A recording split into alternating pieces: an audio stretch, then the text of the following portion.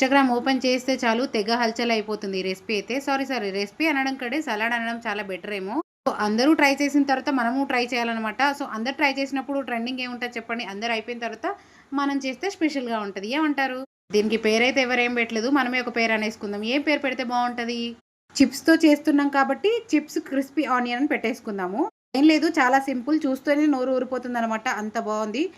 Literally చెప్తున్నాను. ఇప్పుడు నేను వాయిస్ ఓవర్ ఇస్తుంటే కూడా నాకు నోట్లో ఊరిలొస్తున్నాయనమాట. అంత బావుంది. మీరు కూడా ట్రై చేయండి తప్పకుండా.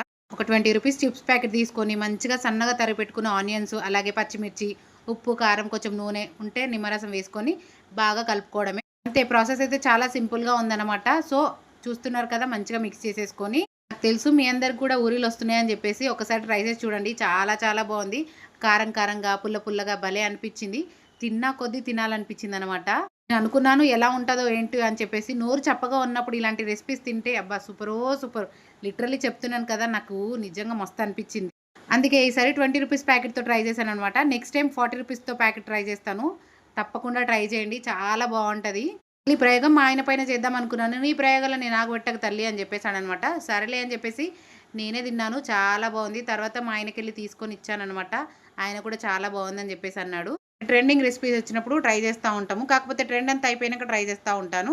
సో, గుడ్డు వీడియో కూడా ట్రెండ్ అయింది. నెక్స్ట్ టైమ్ ట్రై చేద్దాం. వీడియో నచ్చితే లైక్ అండ్ సబ్స్క్రైబ్.